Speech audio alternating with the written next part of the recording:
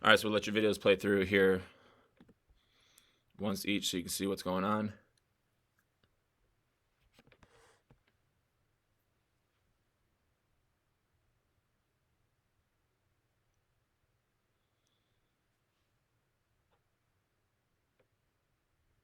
Okay, and then we'll get the front view going.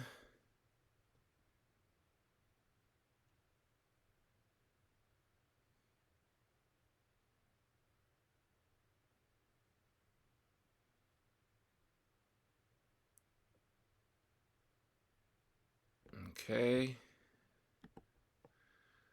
And then we'll get this back.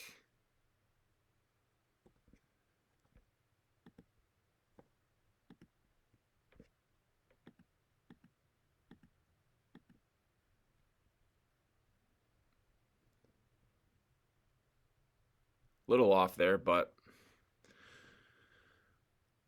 all in all, we can see kind of how that flowed together. So if we get you back to the beginning for each of these, and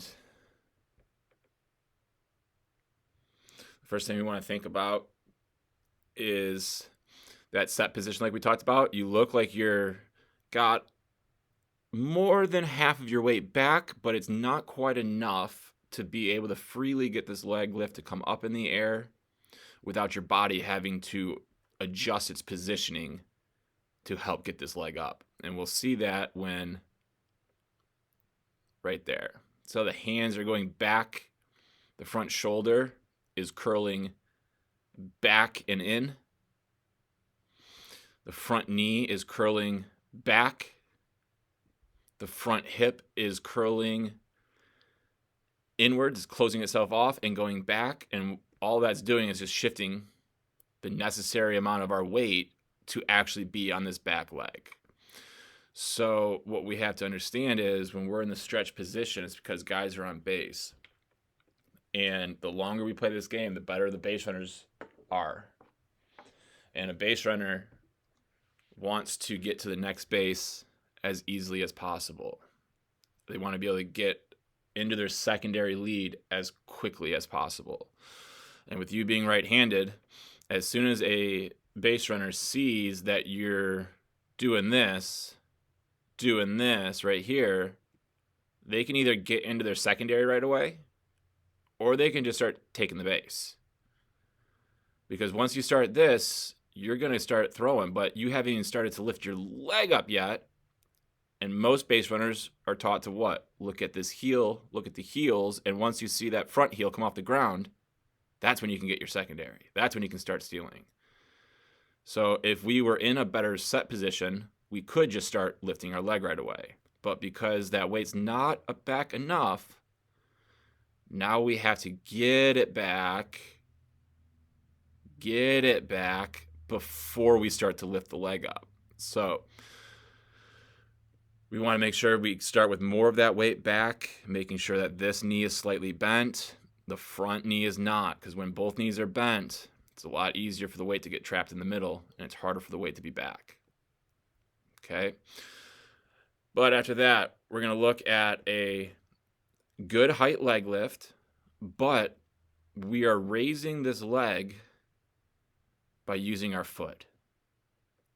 We want to raise the leg by using our knee. And we know the foot or the leg is being raised by the foot because of the position the foot is in here. Okay? If we watch, we get on this angle here, and the knee is behind the foot. But then, at some point, the foot's taking over, and now where's the foot going? Now the foot's underneath the knee, and now it's behind the knee, and now it's way behind the knee. So when we get into this position here, when the foot was in front of the knee and now it's swung behind the knee, what can we guess that this foot's going to want to do next? It started in front, it swung back. What's it going to do after that? It's going to want to swing forward. And once that foot swings forward, where do you think all of our weight's going to start going? It's going to follow that foot and it's going to go forward. And if our weight starts to go forward too soon, We can no longer throw the ball with our body. We're stuck having to throw the ball with just our arm. And that's not what we're looking to do as a thrower of a baseball, but even more so as a pitcher. We want to make sure we're using our body to power our throw. So there goes the foot, boom, back out in front. All right, so the foot starts in front of the knee, then it gets underneath the knee, now it's behind the knee, and then swoop, there it goes in front of the knee. So now all of that weight's going to take you out in front with that front leg taking you out instead of that back leg taking you out. So what we want to think about is when we raise this knee up, we want to think of raising the knee up to the center of the chest and letting the foot just dangle underneath the knee. So now we have to stop using the foot, and we got to just take the knee straight up. Knee straight up. But instead, we're using the foot and taking the foot back and up, and that's what brings the knee a little bit more up as well. All right, so a little bit more weight back in our set position. Slight bend in the back knee, no bend in the front knee. So that way, when we start to lift the knee, we can be in this good position here, but not have to be curling the upper half so much. We won't have to be moving the hands so much because we'll already have that weight back. And then it's just thinking, raise my knee up to the center of my chest, not using my foot to do that, just using my knee to do that. Okay, one of the things that you do really, really well is your hand separation on your glove side. Your glove separation is very, very good. We get it into a good thumb down, palm out position. This is the ideal glove position to get into. And then we can see it stays out in front of our body. Stays out in front of our body so we stay closed. We're not opening up yet, which is exactly what we're doing, and that's why that thumb down, palm out position is so important. It helps keep this arm in this closed position for us. And then we allow it to continue to extend out until the shoulder elbow gets in line with our target. And then all we're doing, which is exactly what we're looking to do, is just swivel this arm from shoulder, elbow, downward, inward angle to the wrist, to swiveling that wrist up into our chest. Up and letting the chest come to it. That's textbook glove path. Textbook glove path right there. Boom. Boom. Exactly what we're looking for. Because when the glove finishes there, now we get to accelerate out in front. Out in front. Something that a lot of your teammates struggle with right now. You're doing a really good job with that part of the delivery. You can see that same thing rotating out in front. Out in front. Out in front. But if we look at the difference between this pitch and this pitch over here, on this pitch here, the glove gets to this position in the chest and stays in the chest. This one gets to the chest and then starts to leak out. So right as we start to throw this baseball, the ball's not out of our hand yet, and now the glove is going down, down, down, down, down, down. So we're starting to lose a little bit of our energy. We're starting to lose a little bit of our command when that glove slips a little bit at that last second, as opposed to staying there all the way through release, and then it can come and go wherever it wants.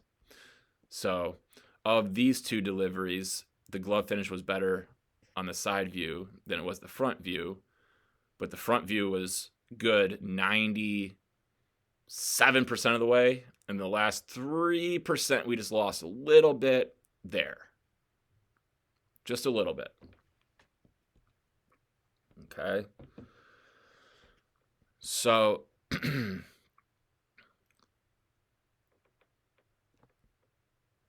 that's where we're currently at.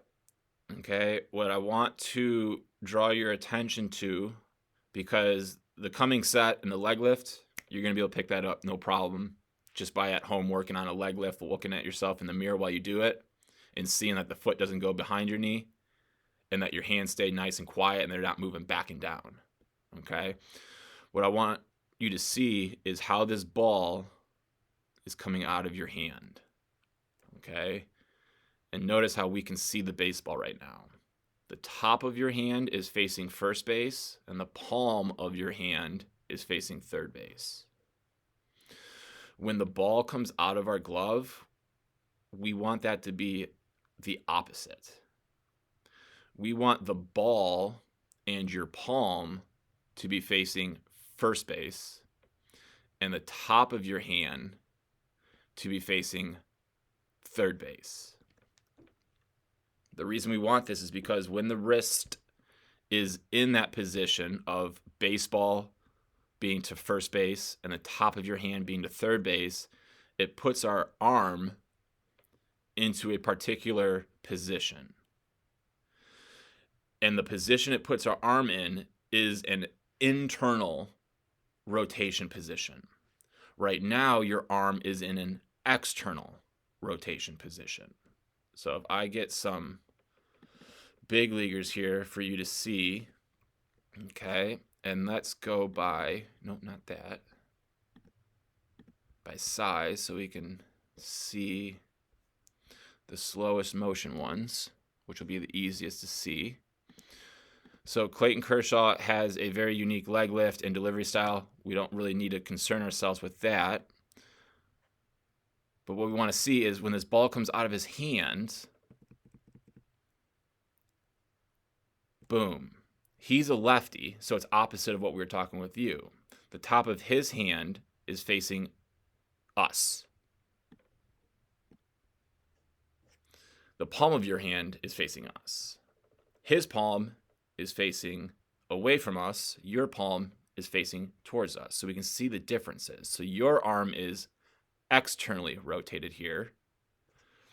Kershaw's arm is internally rotated.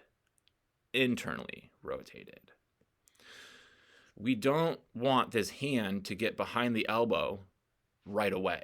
And that's the reason we want to have the hand be in this position when it comes out, because if the hand is internally rotated, it's very difficult for the hand to get behind the elbow. When the arm is externally rotated early, the hand has nowhere to go but behind the elbow when it's in this position. All right, so let's look at another pitcher. This is a young 16 or 17-year-old. This is an older video. But there's another example. As the ball's coming out of the glove, we can see the top of the hand. We can't see the ball, the opposite of your hand. So that way when it comes out, he's in an internal rotation, not an external. Let's get someone that you know the name. How about Showtime? I don't know. We're going to see it from this side. We might get a peek right there. Boom. Baseball is facing behind him. Top of the hand is facing third base. Ball's to first base. And then the thing is, then we want to keep it in that position. So even as he's loading that arm up, that ball is still behind him. Top of the hand is still to third. Boom. And the reason is because then the hand can come straight up and then straight through. No wasted movement with the arm when we separate it in this position here instead of this position here.